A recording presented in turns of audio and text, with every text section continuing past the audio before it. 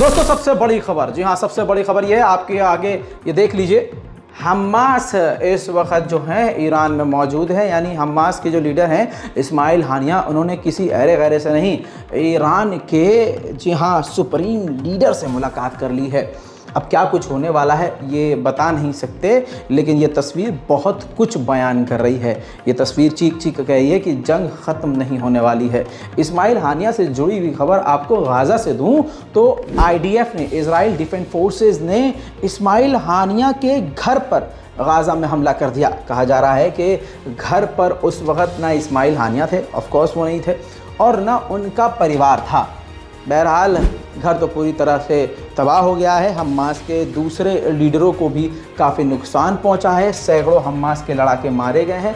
ऐसे में ख़तरनाक जंग के मौके पर इस्माइल हानिया का यहाँ ईरान में मौजूद होना बड़ी बात है। जॉर्डन की राजधानी अम्मान में इस वक्त अरब देशों के साथ अमेरिका की मीटिंग चल रही है। इस दौरान इजिप्ट के विदेश मंत्री ने साफ तौर से कहा है कि गाज़ा पर कुछ भी बोलना कि गाज़ा को किसको हाथ में दिया जाएगा, गाज़ा किसके हाथ में जाएगा, ये कहना बहुत जल्दबाजी होगी। सबसे पहले ज़रूरी ये है कि जंग रोकी जाए, सीज़ फायर हो, और जहाँ ये सब कुछ हो रहा है यानी गाज़ा में ये जो कत्लेआम हो रहा है, तुरंत इसको बंद करना चाहिए। अमेरिका के विदेश मंत्री एंटोनी ब्लिंकन ने वहाँ भी जाकर पता है क्या कहा है कि इजराइल को अधिकार है अपने पूरे बचाव का। सवाल ये है कि जब एयर स्ट्राइक इजराइल पर नहीं हो रही है, सस्ती सड़ी और गली मिसाइलें ही सिर्फ इजराइल पर गिर रही हैं जाकर, जिससे इजराइल का ज़्यादा नुकसान भी नहीं हो रहा है, तो इसमें डिफेंस के नाम पर कत्लेआम मचाने का मतलब क्या है। वहीं एंटोनी ब्लिंकन ने बहाना ये बनाया कि अगर सीज़ फायर किया गया, यानी जंग को अगर रोका गया, पॉज किया गया, तो हमास के जो लड़ाके हैं फिर से इकट्ठा होना शुरू हो जाएंगे और 7 अक्टूबर को जैसा हमला हुआ था वैसा दोबारा हो सकता है। आगे उन्होंने यानी अमेरिका के विदेश मंत्री ने कहा कि हम अपनी ताकत, अपने सोर्स, अपनी दोस्ती, अपने इन्फ्लुएंस का इस्तेमाल करेंगे ताकि ये जंग आगे ना बढ़े। बाकी इजराइल को अपने बचाव का पूरा अधिकार है। वहीं मेरे दोस्तों, हमास ने बड़ा इल्ज़ाम अमेरिका पर लगाया है और बाइडन की सरकार पर लगाया है। हमास ने कहा जो आज जो गाज़ा के अंदर कत्लेआम हो रहा है, इसके पीछे सिर्फ और सिर्फ बाइडन की सरकार है, बाइडन की अथॉरिटी है।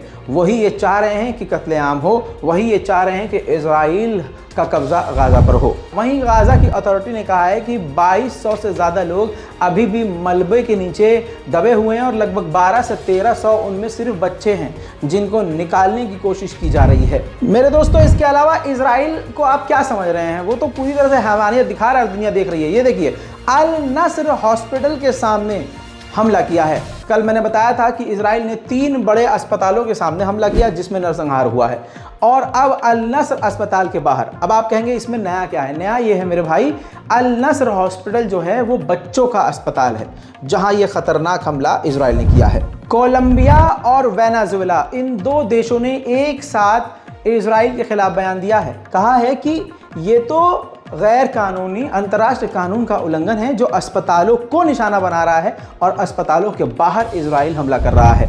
दोस्तों, जो कभी नहीं बोल रहा था वो अब बोला है।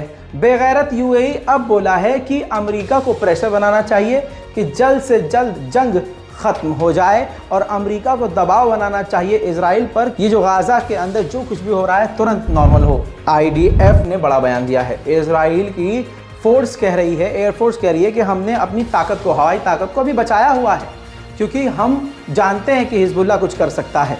हिजबुल्लाह के खिलाफ हमने अपनी ताकत को, हवाई ताकत को बचा कर रखा है। मेरे दोस्तों, यहिया सिनवार जो हैं वो काफ़ी बड़े लीडर हैं। इनको धमकी दी गई है इजराइल की तरफ से कि हम इन तक पहुंच जाएंगे और पहुंचकर इनको ख़त्म कर देंगे। वहीं दोस्तों, जो हक बात बोल रहा है इजराइल उससे ही चिढ़ रहा है। अरे ह्यूमन राइट किस लिए बनाया गया है? एंटोनियो गुटेरेस ने जब विरोध किया और नाराज़गी जताई कि इजराइल ने जो अस्पतालों पर हमला किया और अस्पतालों के जो बाहर हमला किया, ये इंटरनेशनल लॉ का उल्लंघन है। इस पर इजराइल को शर्म आने के बजाय इजराइल ने, यानी इजराइल के प्रधानमंत्री नेतन्याहू ने मांग करी है कि एंटोनियो गुटेरेस जो हैं रिज़ाइन दे दें, इस्तीफ़ा दे दें। यानी सच बोलने का यह नतीजा है कि भैया अगला इंसान नौकरी छोड़ दे। वहीं मेरे दोस्तों, इंडोनेशिया ने भी अपनी पहली मदद भेज दी है इजिप्ट के बॉर्डर पर। बहुत जल्द वो मदद गाज़ा के लोगों तक पहुँच जाएगी। चैनल को सब्सक्राइब कीजिए अगले अपडेट के लिए। जय हिंद।